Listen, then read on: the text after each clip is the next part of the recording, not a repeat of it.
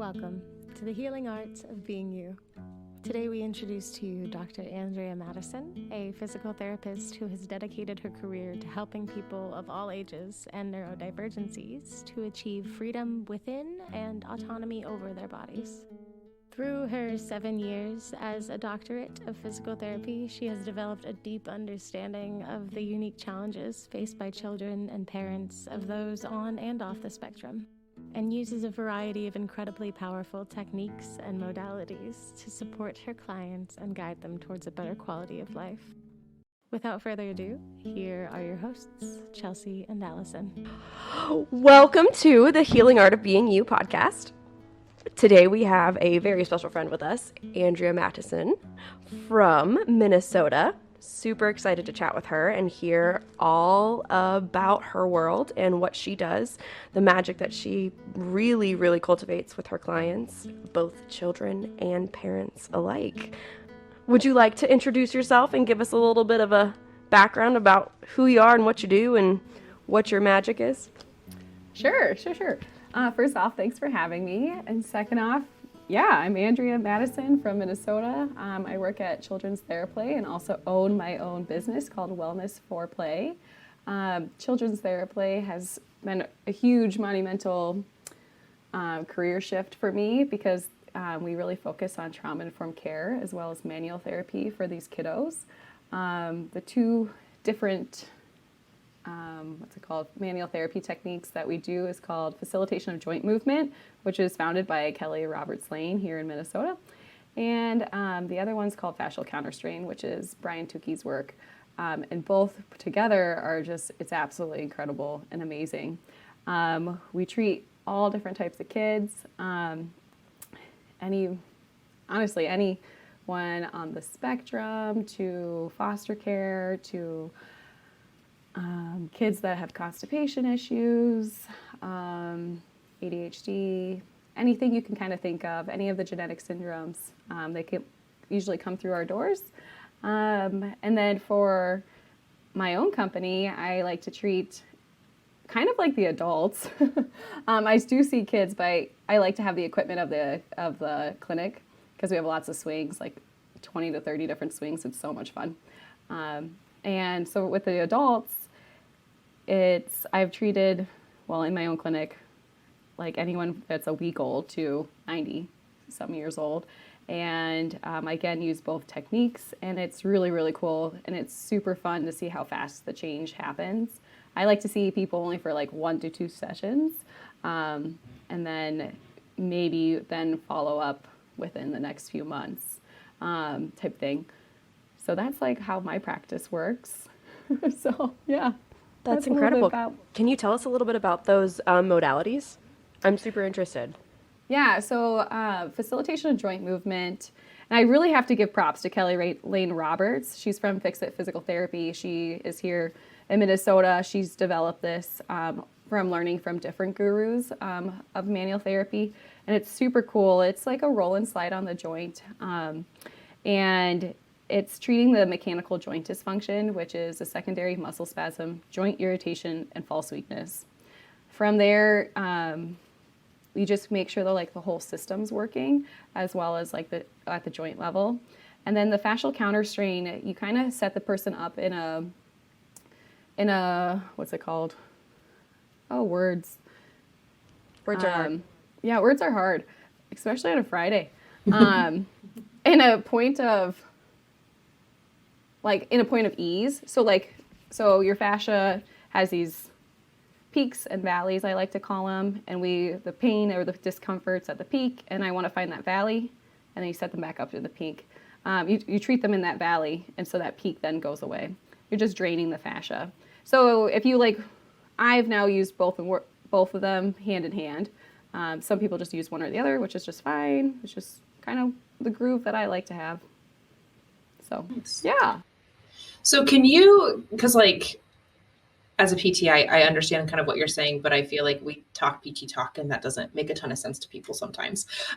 With that, could you give us an example of somebody, what a kiddo might look like walking in and what it would look like and what they look like when they leave?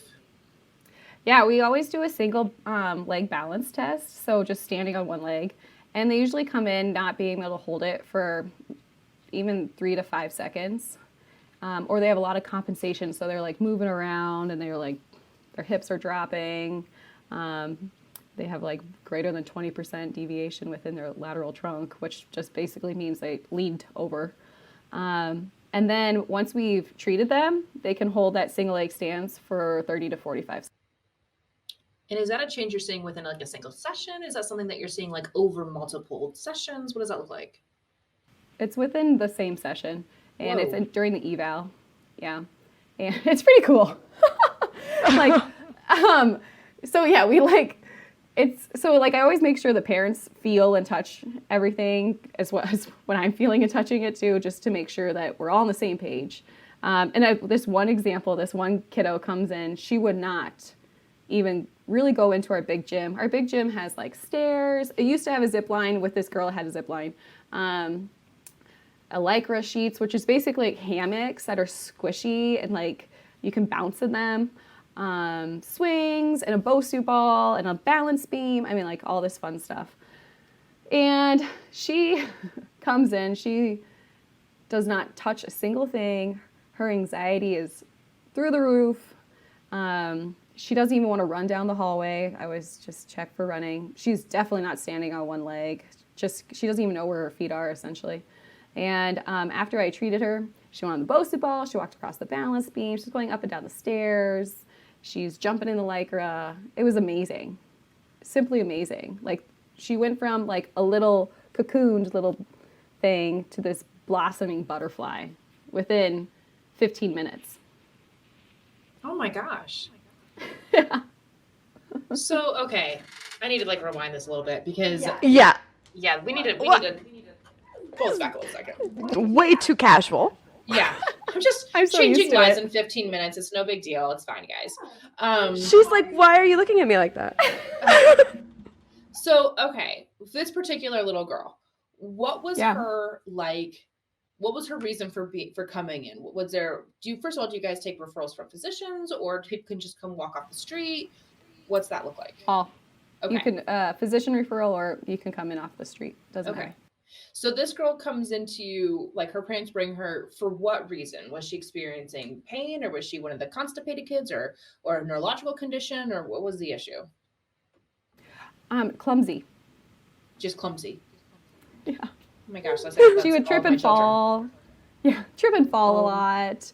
She would like run into doors. Okay. And so within her body, what is it that you were finding? Like, what did you Usually, so my favorite quote from Peter Levine is, trauma is stored in your biology, not your psychology, right?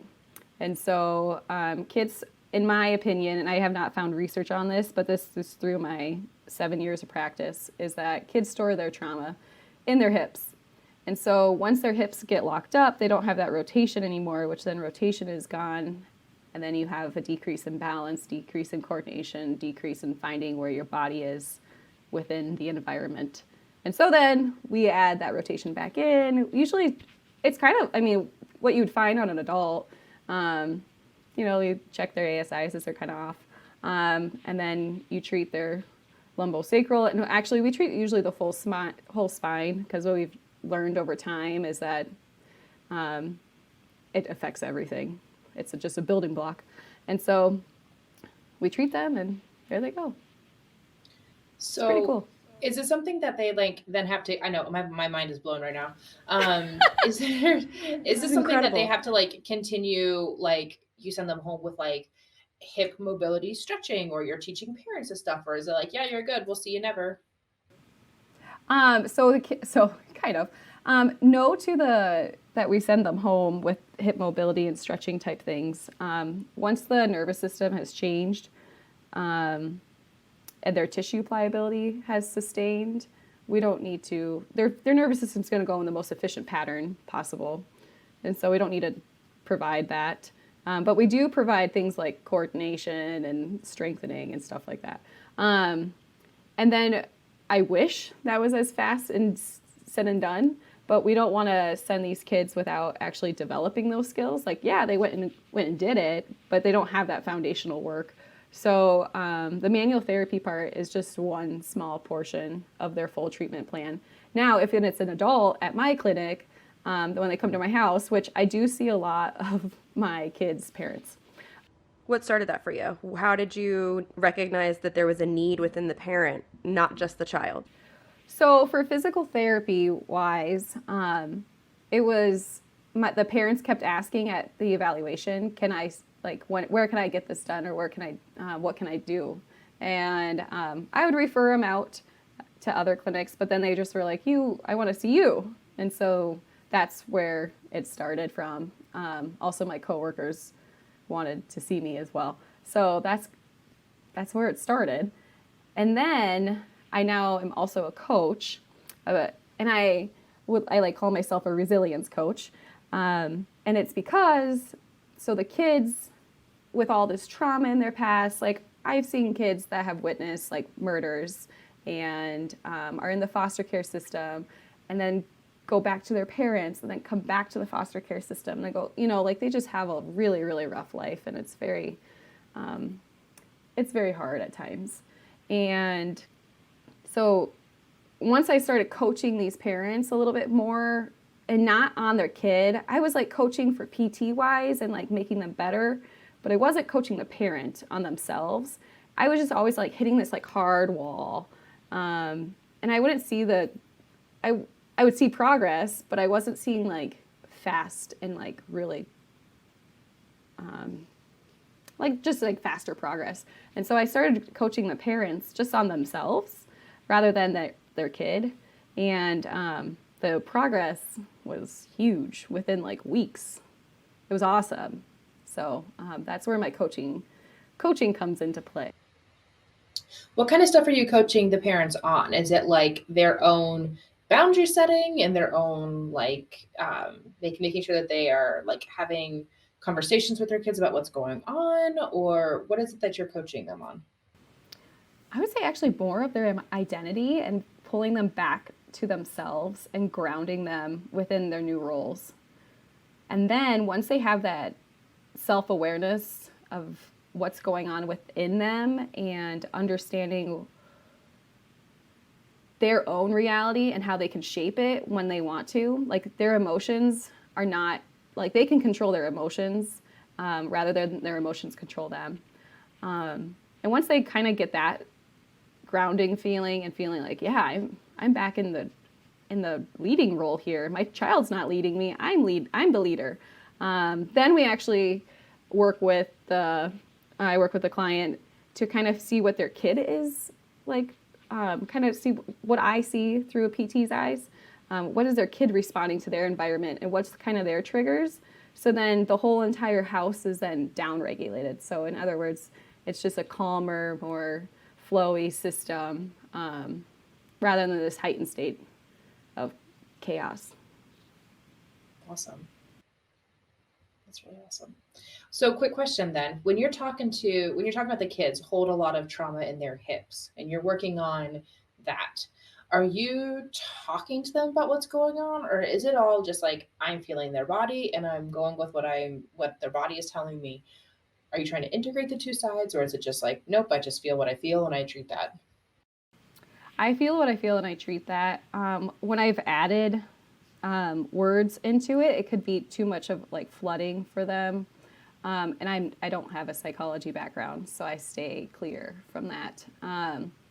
And then if something does come out, because a lot of times movement and new motion does have a lot of words and play and things like that, that we do consult with their psychologists. So, yeah. And the kid doesn't really, let's go back. The kid doesn't really always know where their hips are. So we have to like, we kind of do a screen of where their body parts are. And someone one time said that their elbow is a shark top. I don't even know what a shark top is, but that's pretty cute. That's precious. That's really adorable. So, yeah. Water goggles. Water glasses. I know. The water glasses. Yeah. We were talking about how we don't know why adults come up with words. Children should be the only ones allowed to name anything because they just have the best, most descriptive things ever. So my oldest, when he was younger, was very upset because he could not find his water glasses. And I did not know what he was talking about. And then when he found them, he was like, oh, my water glasses. And they were his goggles. And I was like, of course those are water glasses. That's exactly what those are. Like, it's perfect name for that. Yeah, why do we call them goggles? It's almost like Google. Exactly. It's like, what is a goggle? Nothing. Yeah. Yeah, so water glasses, that's what they should be. Yeah, shark tops. It's probably like a fit. Shark tops. Yeah. I don't know. Yeah, the top of the shark. Makes sense. Yeah. Makes perfect sense. So, okay. You're seeing kids across the entire spectrum of anything that's basically like they're just not living as good of a life as they could, basically. Yeah, I like to also describe it as like the kids in your PE class that you just kind of are like, oh, what's going on? Those are those kids too. Yeah, because here in Minnesota we have some really, really awesome pediatric clinics. And so everyone kind of takes their little spot, and we kind of have this like trauma-informed care spot. So, but there's really great clinics all over the place. It's pretty cool. That's really awesome. So talk to me a little bit about the constipation side of things. Like, what are you guys doing for that? Like, because there's so many parents out there who are dealing with kids who are bedwetting because they're constipated, or they're withholding because they're scared to go to the bathroom, and like all that kind of stuff. Like, when would you see somebody for constipation? Like, at what age? Would you see them at any point in time, like even babies? And if so, like, what does that even look like for you? So yeah, I've seen babies to, oh gosh, I don't even know, probably like 16 years old for constipation.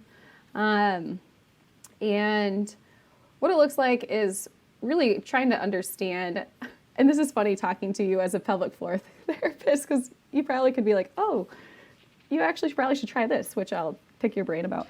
That's what's happening right now. But we kind of like take it from the, go ahead. Oh, for sure. I'm like, so tell me more about this constipation. Yeah, she's like, I have children. What can you teach me? Well, hopefully I can teach you something. So anyways, they come in and we do our typical eval, including the manual therapy part, which is a huge part.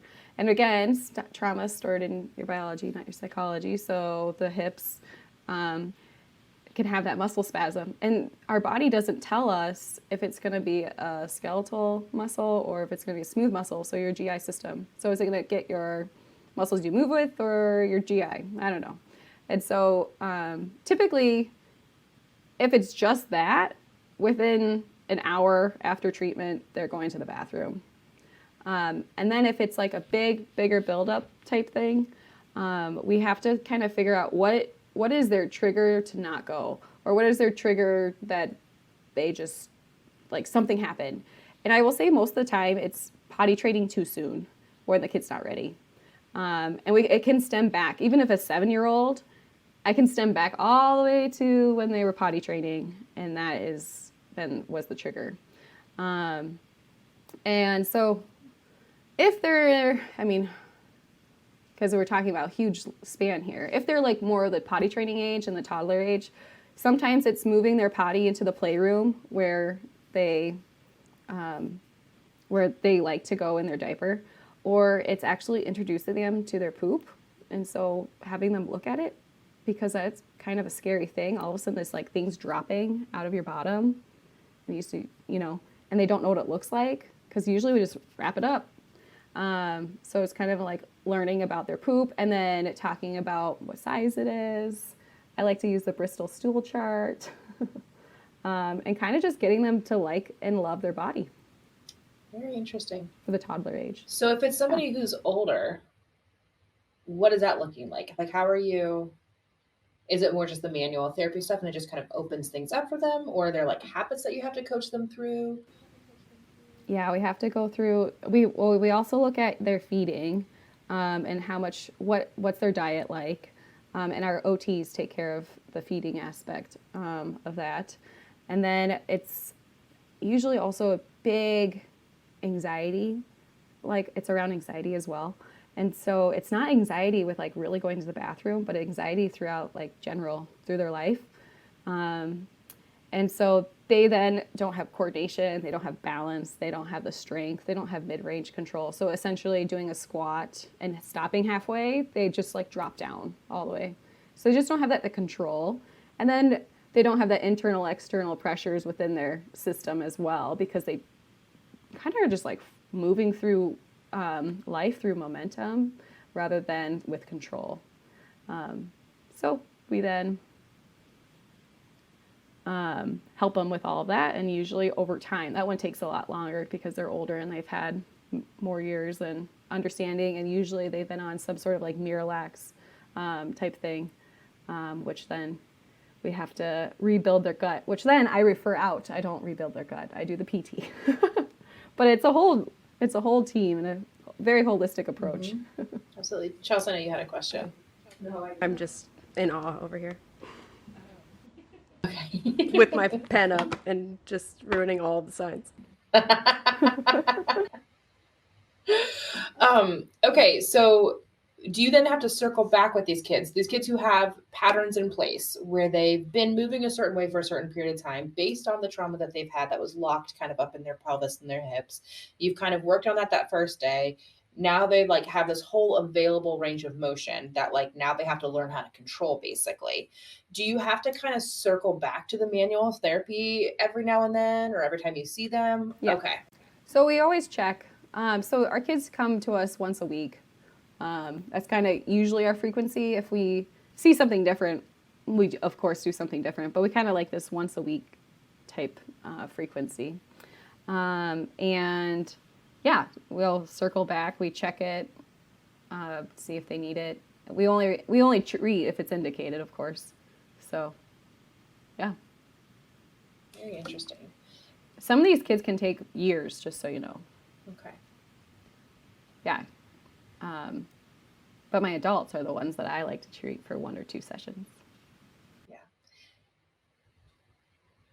Gosh, my mind is just blown right now. Sorry. It's just like, I feel like if you were to look at me, you can like see like the computation happening in my brain of like, okay, got it. It's so interesting. It's so interesting. And I will say like, peds is not my favorite population. I generally will refer out for peds, and the only peds I generally tend to take are the ones that are like kiddos of my current patients who are like, we'd rather just stay here. Kind of the reverse order of what you're doing. Yeah. And so, yeah, so peds is a place where I'm still like very much learning in that world, because I feel like peds are very different than adults. Like they are not just like small adults. They have their own stuff going on there. It's very interesting stuff. So talk to me a little bit about the coaching. I'd love to move into that a little bit. Like, talk to me a little bit about like, what are you doing with these parents or with these adults? I'm letting them take control of their life. Give me like an idea of like, what would somebody like, what's the kind of stuff that somebody who comes to see you, like, what's the kind of stuff that they're saying? Why would somebody come and see you? What is it that you are helping them with? Usually they're exhausted. They feel like when their kids talk to them, they're just a brick wall and they're just not processing, or they are like having so much fun, but they're missing the details and they want to see the details again. Life is too fast, or they're just really tired and like can't get off the bed. So like one of like 2 main examples, like one of them, she was like, I just can't even look at my to-do list because it's too long. And I can't even help my kids get into like go to school. And she has middle schoolers. I'm just so tired in the morning. Like it is a chore to wake up. And within one session, she, on Friday, she made like pancakes for her kids with special sprinkles. And after school, took them to an apple orchard to go apple picking, and then made some apple dish was like, what? That's sounds incredible. It's amazing. Yeah, absolutely incredible. And then this other mom I'm thinking of, she didn't bring her child to a store for many, many, many years because of potential meltdown. It was always very stressful. It was just, it was just easier. And I don't blame her. It was easier. And within, I didn't see her for 2 weeks. So within those 2 weeks, she brought her kid to a store and it was success. Nice. So no meltdown, no nothing. Yeah. So, because I've heard that complaint a lot of times with my patients where they're like, I can't even, I won't even go run an errand with the kids because it's just, I have like one baby in the carrier in the, cart, and I'm football carrying the toddler through the store while they're trying to grab things off the shelves and they're screaming. People think that I'm like abusing my children. Like I can't do it, So Yeah. Can you tell us a little bit about like what was the advice that you were giving to that woman who was like, I'm not taking my kids out? Like, what did that look like? It was kind of putting her nervous system, and so co-regulation is huge. So we have these things in our whole body. It's called mirror neurons, in our whole body, in our head, called mirror neurons. And basically they just feed off of different states and like learn from other things too. And so when she actually downregulated, so she made herself more grounded and more calm and like open to the experience and set her energy. So here we go with the energy stuff. I don't do Chelsea energy work, which I would love to eventually, but we do talk about energy levels. So if she is at this openness type energy, and then her kid will kind of follow suit. And if they set a plan, we're going to go do X, Y, Z, or if it's just X, but you got to make small wins. And actually one of my clients, she stated it beautifully. And I don't even know if I'm going to be able to restate this, but we were talking about like small wins over time is a big win. And sometimes if we jump too far in the beginning, we don't have the foundation. So that jump doesn't sustain. And so she said small progress is large in the future. I wish she said it way nicer than that. But it was like small progress. It was like one short little simple thing. And I'm like, yes, that's exactly it. So this mom went to Target and they were only going in for one thing. That was their plan. They're going to go get it and leave, essentially. They went in and they got it. And then she was like, well, I guess we could get something else too. And then they left. So yes, it wasn't like a huge full-blown shopping list, but they did it. There was no meltdown and everyone celebrated. The entire family celebrated. So that's awesome. Do you think that the celebration component is important from a neurological standpoint to kind of help that feedback loop? Oh, absolutely. You got to celebrate the wins. Yeah. And that's why my company is called Wellness for Play. And it's because play, well, as adults, and my company is kind of more geared towards the adult side, we forget to play. We're not playing anymore. And there's actually little research on play in adults. And it's up and coming, but there's only a little. And so I really would like to bring play back into the adult life too. Because we're so focused on our kids and so focused on their upbringing, which is great, but they're going to do even better if we're having just as much as fun as they are. How do you talk to your parents about when you're like, we need to get you to play more? And they're like, great, one more thing to do. Awesome. How do you have that conversation with them to be able to find joy in that versus obligation? I talk to them about their childhood and figuring out what play they used to do and what play they miss. And so one of my gals went and climbed a tree the other day. She missed climbing trees. So she woke up. She usually wakes up for a morning workout, and at the end of her workout went outside and climbed a tree. Oh my gosh, that's awesome. That's awesome. Yeah. I don't even think I have a tree in my yard that would be stable enough for me to climb. I don't either. I've got puny little neighborhood trees. I grew up in the country. Well, it was the country. Now the city has moved towards it, but I grew up in the country at the time. And we had like a big line of like woods behind us where, like foxes and deer and wolves and all that kind of stuff would live, real wildlife. I could go climb one of those trees if I could get through all the brambles and brush and poison ivy to get to one of them, but not at home. We have trees in our front yard. Actually, every house has a tree in its front yard in our neighborhood, but it's covered in spiders, so there will be no tree climbing there. Thank you. No. Yesterday I went on my neighbor's trampoline because I was like, I just really want to go on a trampoline. Yes. And they have one of those big ones. Oh, I'm jealous. That was really fun. I want a trampoline. I was literally just about to jump on Maria's before we started filming. Yeah. Chelsea was like, I'm just like really amped up right now. I need to, like, where's the trampoline? Just like need to get the energy out.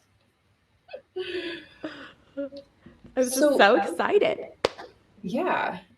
So question for you, the manual therapy stuff that you do, you mentioned that you use it for kids with ADHD. Do you use it for like, which nobody, I don't know anybody who would be like, oh, I'm going to take my kid to PT because they have ADHD, like that is not something that tracks most of the time. What does that look like? Like, how are you doing that? Yeah. So it's actually kind of funny because one of our physicians is sending a lot of she's hyperactive kids. And it's because they're having a hard time focusing in school, of course, because they have ADHD. And so then school is seeing, like, it's just like a ripple effect type thing. And so they come in, and sometimes ADHD kids actually can focus. They just aren't focusing like you think they're focusing on. So it really just kind of depends on the kid. But most of the time, those kids that we eventually do see, their balance and coordination is real off. Like they can't motor plan, which motor planning is seeing that there's like a problem, like how do I get from point A to point B, like figuring out how to do the problem, and then if you can't do that problem, or then doing the problem, like getting yourself, like the floor is lava, you get yourself to the other point. But if that system doesn't work the first time, is being flexible within that motor plan and changing it. And that is the kicker for a lot of kids. Usually they can figure out 1, 2, and 3, but that fourth piece, whew, that could be a big one. So our ADHD kids think they can't, it's hard to focus, obviously, and they're hyperactive. And so now step A, B, and C worked, but C then tripped up or something like that, and they can't figure out that problem again because they're stuck on that same thing. So sometimes it's frustration tolerance too. So you guys are working with them more on like complex motor planning, problem solving. Is that right? Mm-hmm. Okay. Which then improves their balance and coordination, stuff like that. Gotcha. Because you can't coordinate your body if you can't really motor plan. Gotcha. Andrea, your brain is so big. I know. What? Your brain is so big. You're brilliant. Great, thanks. You're brilliant, sis. I just think thank you. I don't know. This seems.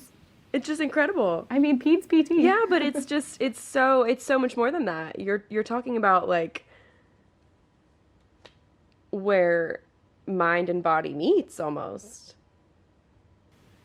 That's what I hope I am. I became a PT because and especially in peds, because I like to build confidence in movement. And I grew up as a dancer, and I can remember so many people telling me, wow, you're so confident. And I think it was honestly how I walked, which was very ballet-esque because I had that training. But people telling me that over time did make me confident because it was a nice positive affirmation. And so I tried to, that's like why it became a PEDS PT is because I want them to be confident in their movement. So I use a lot of positive affirmation as well as they're moving. I have the triple Bs for my girls. They're brave, beautiful, and bold. And they like rock it out. That's awesome. Yeah. Well, I think the thing is that is like what's blowing Chelsea in my mind here is that like you're so casually chatting about things that plague parents for years. And it's just like, oh yeah, no, we can fix that. Oh yeah, we can take care of that. That's fine. Like that's not a big deal. And I'm just sitting here thinking like, that's a huge freaking deal because as a parent of a child with ADHD, at least one, potentially two, and it's like you get bounced around from here's some meds and here's counseling and there's this gimmicky thing and that gimmicky thing, and you're just so desperate to make life easier for your kiddo because that like they are trying their hardest. Yeah, they when are. You finally really like recognize that was one of the biggest downfalls with one of my kiddos was that we didn't know that that's what was going on. We just thought he wasn't trying hard. There's like, oh, keep your feet to yourself. It's not that hard to keep your feet to yourself, and this was, pre my transition as a parent back when I was much more of an authoritarian parent. And it was like my way or the highway and, just do what you're told. It's not that hard because it would be easy for me. Therefore it should be easy for you. And, it led to a lot of issues that we have since been reparenting in order for him to thrive better. But there are still things that it's like, he is just now getting to the point where it's like, oh my gosh, like you got all your homework done? Like I didn't even have to ask you to, like, I didn't get a call from the school. I didn't get an email from your teacher. Like you just like have it done. He was like, yeah. And I'm like, how did that happen? What was different? He was like, I have no idea. I have no idea what's different. I don't know why I can do this now. And I couldn't do this earlier this year or even 2 months ago or 3 months ago. And it's just like, okay, well, I would love to be able to support you in this. And I would have loved to have saved you years of hardship. And like, you're just like casually like, yeah, that's fine. Like we can get rid of that. That's fine. It's not a problem. Like that's what we are in awe of. Well, first off, congrats on the homework. That's huge. Yeah, thank you. That's awesome. And number two, it's a journey. It's a journey. He wouldn't have been able to do that homework without the journey. So, like, he has to learn things. You had to learn things. It's totally fine. Really, he's going to be incredible. Yeah. So, well, there was, yeah. I know, and yeah, because he has a history of, like, he went for a period there where he was having like panic attacks that were pretty much school induced. Excuse me. Yeah. So that's trauma stored in your biology. Yeah. Yeah. So we had to like sit there, and he was like freaking out about having this assignment wasn't finished, and then he was going to get this signature for his homework that was going to take away from his opportunity to earn the incentive that they had, or whatever the case was. And he was just like, oh my gosh, like the whole world was exploding. And I was like, we had to like talk him down. I was like, okay, first of all, why are they going to make you get like a signature? He was like, because my parents have to know that I didn't complete the assignment. And I go, okay. And who's the one telling you not to complete the assignment and to go to bed instead? Who's doing that? He's like, you. And I'm like, and what role do I play in your life? He's like, you're my parent. I'm like, okay, so are you going to get in trouble by getting sent home a form that I have to sign saying that you didn't do your homework? He was like, well, no. And I go, exactly. So it's like, we were able to kind of like walk through it. And then we kind of had to go back to the fact of like, hey, listen, where do we think this came from? And he's like, well, I have no idea. I was like, well, I think I might have an idea, because I was an adult when this was happening and you were a little kid and you probably don't remember. And I had to kind of like walk him through how I treated him when he was in kindergarten, getting these notes home of like, they used to like rank order how they did that day. So it was like they would have these colors and they would start off in the middle and you could go up or you could go down. And he went down every day, you know? Yeah. And so they would send him. I hear that all the time. Yeah, it's just, for neurotypical kids, I think it's probably fine. But for kids that struggle with a little bit, I think it's pretty detrimental. But anyway, so he would get sent home with these red notes, orange notes every single day. And I would just get so mad about it. And I had to sit down with him and I would have to tell him like, hey, listen, these are the things that I would say to you. And does this seem fair to you that a parent would speak to you like that? And I would tell him, and he was like, oh, that's not okay. And I go, no, it is not okay. It is not okay that I spoke to you like that. It was not okay that I didn't trust that you were working your hardest. It was not okay that I blamed you for this behavior. Like, none of that is okay. And that is why I think you are having a panic attack now about having to tell me that you did not get this homework assignment done. And so he was able to kind of recognize that. And so now he really doesn't have panic attacks anymore, because once he starts getting escalated, we can just kind of pause him. Where's this coming from? And he was like, you're right. That's not how it is anymore. You're not going to be upset with me. And I'm like, exactly. Like, it is 10 o'clock at night. You are going to make no more progress on this. The only benefit, or not even benefit, the only thing that's going to occur here is you're going to have less sleep before you go to school tomorrow. That's not going to do anybody any good. Get some sleep now. If you wake up with a ton of energy in the morning, you're welcome to circle back to this and finish it then. And so it has definitely gotten better. But yeah, like, if we could have just been like hopped on down the road to your clinic and like saved us 4 years of trauma, probably would have. Really though, I have so many clients. Like, first of all, I myself am neurospicy. And I have so many clients who either are neurodivergent themselves or their children are. And they have been, going through that journey with their kids. And so I actually do wonder if you have any like overarching theme or like biggest takeaway that you give advice to parents about when they are not, like when they're linear thinkers and they're parenting someone who is neurodivergent. Yeah. So I see a lot of my parents are the same way as their kids, which is great. What I always like to say is, what was fun for you, and how'd you figure out your coping techniques?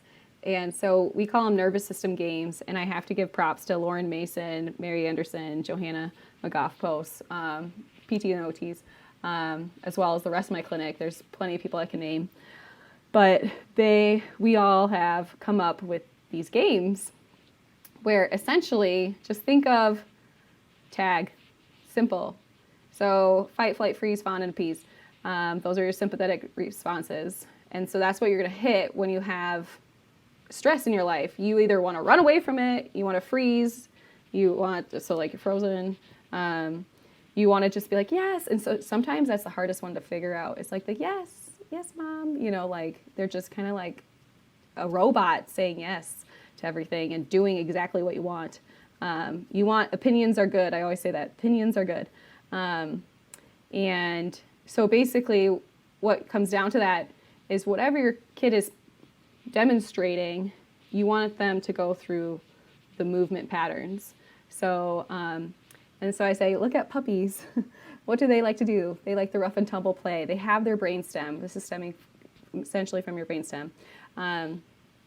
And so the rough and tumble play, they like to play hide and seek. They like to play tag. If you can play those games more throughout your day and with your kid, when they're not in a sense of stress or anxiety, their threshold is going to build over time. So then when they get into, and then they practice getting excited and coming out of it, getting excited and coming out of it. So they practice this nice wave, and then that threshold goes bigger, and then they control their body better in those stressful situations. So exactly what you're saying is that when he was having those panic attacks after getting his homework, you were able to actually kind of play with his regulations and be like, oh, we're coming up. Oh, remember, where did it come from? Okay, we're going to bring you back down. Okay, actually, I'm fine. And it's totally normal to have these up and downs through the day. It's if we just flip our lid, which is a term. I think it's Dan Siegel, flip our lid. That's when there's like then fire in your brain and you can't really figure out what's going on. Wow. So just be a puppy. Just be a puppy. That's what it comes down to. I love that. Games. That's the takeaway. And yeah. So yeah, just think of games that excite you, and then you come off. And that's what I was saying. All my wonderful coworkers, we've come up with really fun games like that. So That's incredible. interview them for the games. I'll let them explain those. I love it. Because they do that. I go home. Hi, parents. Hi, parents. That's my game. That's incredible. Genuinely. Like, because I can tell you that not one of my clients would be like, yeah, my kid might have ADHD, and I've noticed that because of their balance or their coordination, or like even making that connection. And that's so huge and so important. And it's like sitting here listening to you talk about children with these, neurodivergencies,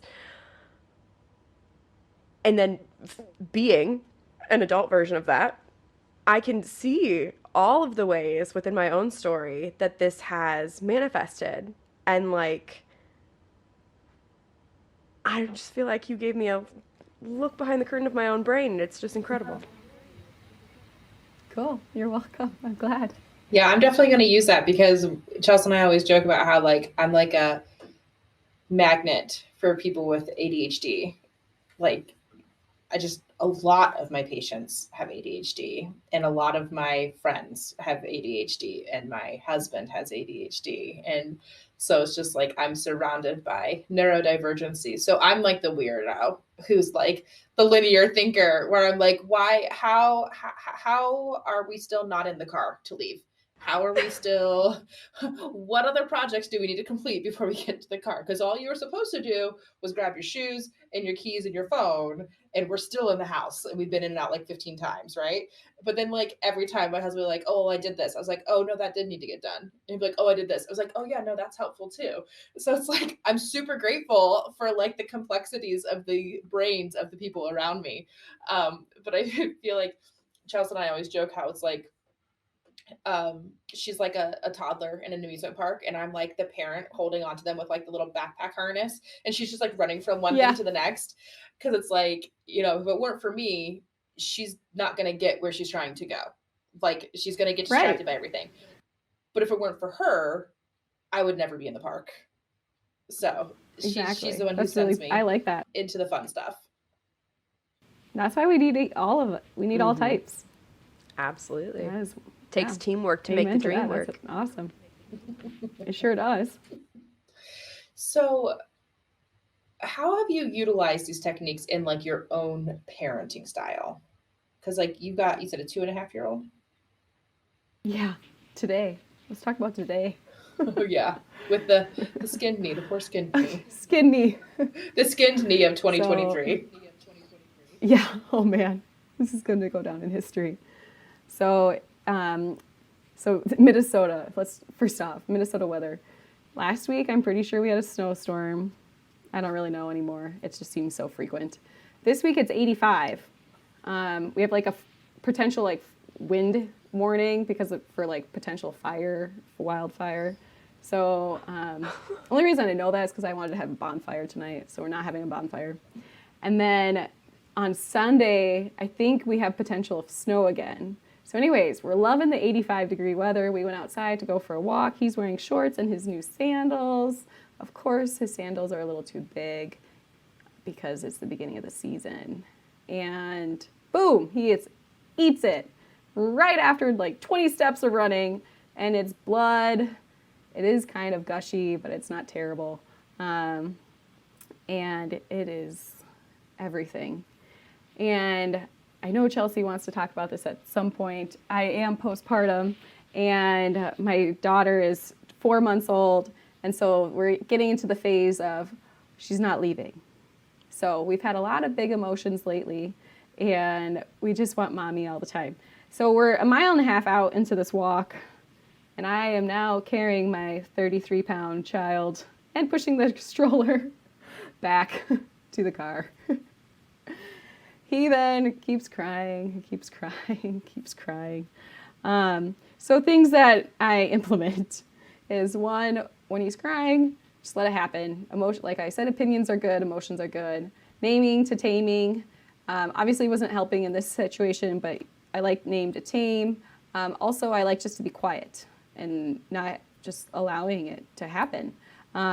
When we do go into a sympathetic state and our lid is flipped, our Broca's area, so the area of communication and comprehension shuts down, like there's less firing to it.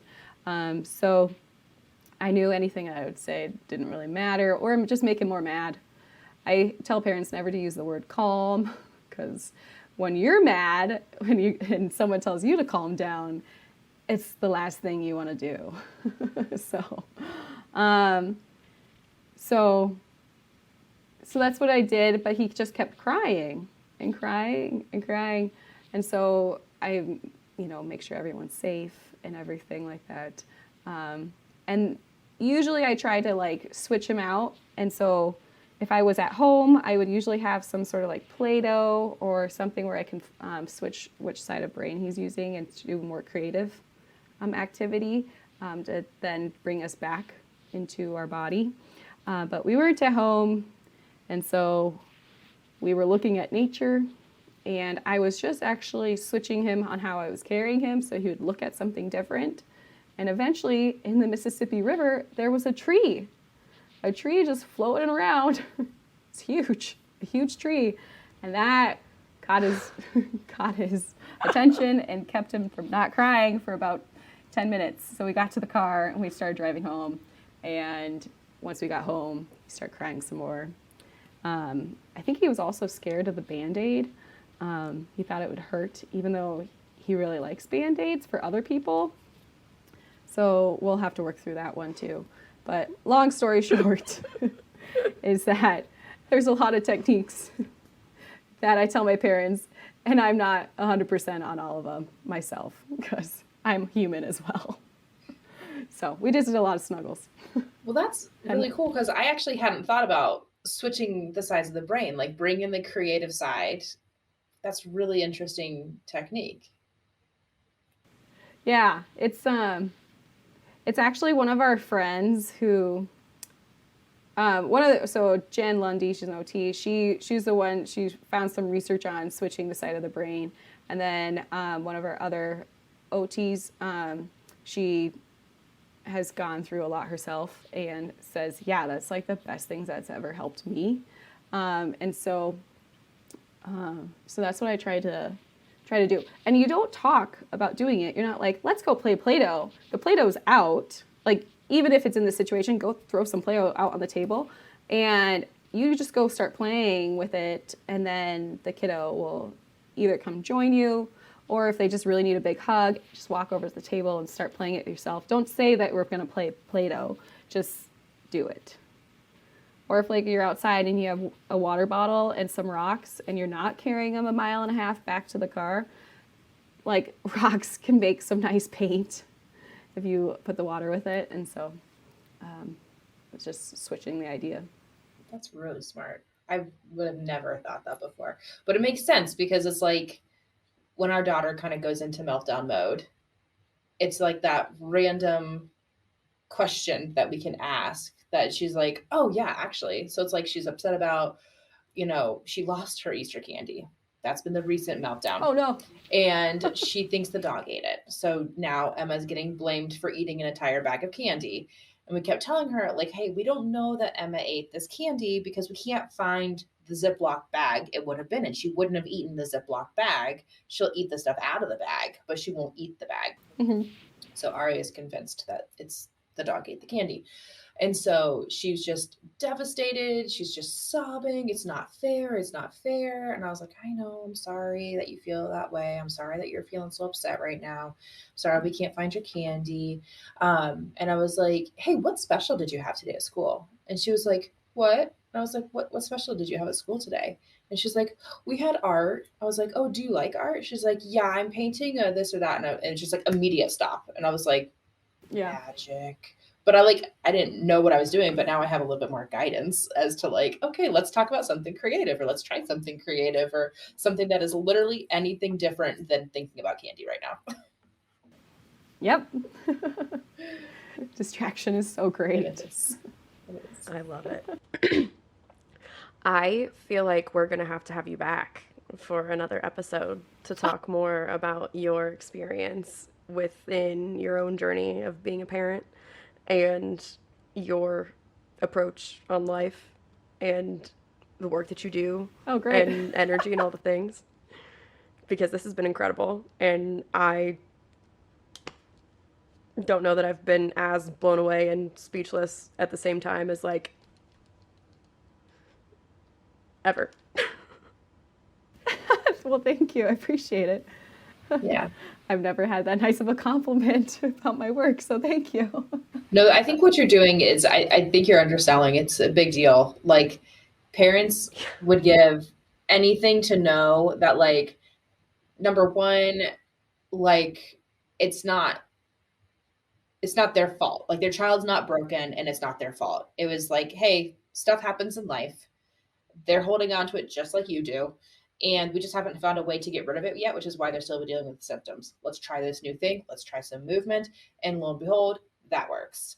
And the fact that they can actually get better and can like have an actionable plan, you know, and that the parents can be part of the process and not have it be a burden and not have to go to 5,000 different appointments and be doing this for years and years and years and years and years. And just feeling like, oh, this is something that's gonna burden my child the rest of their life. Like, what you guys are doing over there is incredible.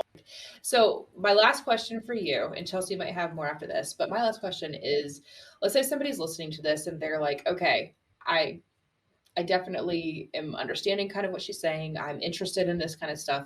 What is like one actionable step one of the parents could take today to kind of move them in this direction of finding more joy, more play, more authenticity in themselves?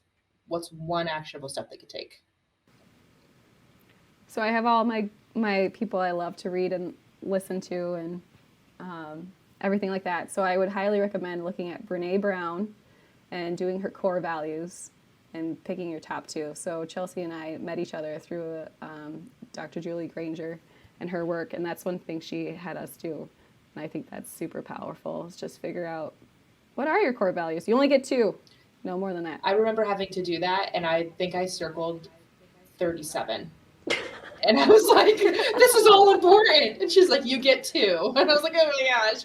And it took me forever. And I have finally settled on my two. And it's really great with setting boundaries, because it's like, okay, does this, you know, feed my things here, or, you know, so are you open to sharing your two values? You want to keep that private? Oh yeah, sure. Mine are authenticity and simplicity. Ooh, I like so that. Authentic and then simple. Yeah.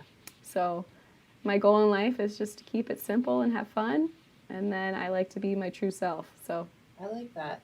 Mine are truth and love. If I'm not being honest, or this is not something that is, you know, a truthful moment or whatever, I'm not interested.